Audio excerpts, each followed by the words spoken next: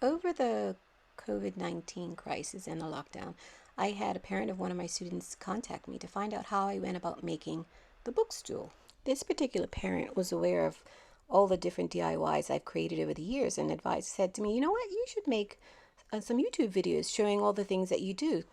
So coincidentally, I had already started doing a revamp of an old end table that I had. So this is why this tutorial doesn't start at the very beginning, but I did manage to find a picture of the end table in my living room before I started this. So here it is right here, this brown end table right there in the corner. This is how the finished result turned out. So keep watching if you're interested to see how I actually did all this. The original end table had a sealant or gloss covering over it, but I decided that I wasn't gonna sand it. It wasn't necessary, so I was just gonna spray it with the black spray paint. So that's all I did. After I cleaned it and washed it off, I just used the spray paint to cover it thoroughly with black. Took a while, and I think it was just one can of spray paint that did the end table and the drawer. Honestly, I wasn't really concerned about the grass because I would like to dig it up. It has all these prickles in it that you cannot walk in it barefoot. And I would like to put some artificial turf down there, but now that everything's happened, Lord knows when that will happen. Anywho, these are some old vinyl stickers that I had, a miscellaneous bunch, and I'm just trying to decide which sizes I want to start with first. I think I used the bigger sizes to put on the top of the spray painted black surface. All right. Finish putting the vinyl letters on top of the black spray paint. Now I have to spray paint it white. And there.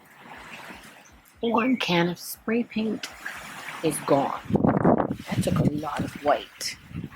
It's hard to cover black with white, but at least I was able to do those of them. It probably needs more touch-up, but it's going to take me forever to start pulling off these letters and numbers, these vinyl. I'll probably put a pin and just pick them up. If I mess them up, I can always sandpaper it so it looks like a intentional thing. I'm going to start peeling off the letters, but this is what I've seen so far. Some of the black that I sprayed underneath it is peeling off with the vinyl. And you know what? That's okay. So I think it will give the black a little bit more character to see a little bit of that yellowish wood coming through. This is going to be a long job. I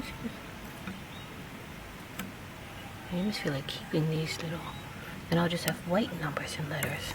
I think it's okay. I kind of like the character it's giving it.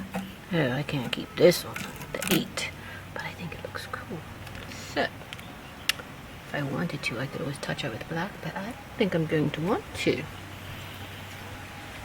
I don't think anybody wants to sit here and watch me pick off, peel off. Oh, definitely. You know what? I'm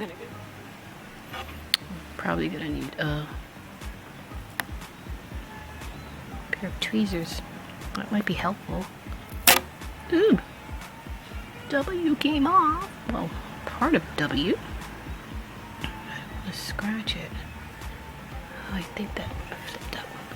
Freaking end. Hurry, get over me. Oh, sorry. Yeah, there's too many ants out in here. Too many. Crawling all over me. I know they're gonna start to bite soon.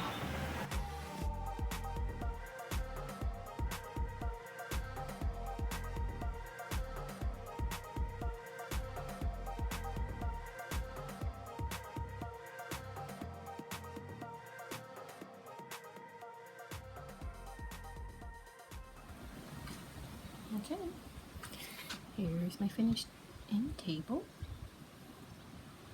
I'm pretty happy with it.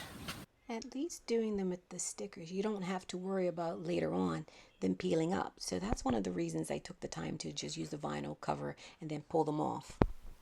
And later on I found some sealant, so I sprayed it all up to give it some protection.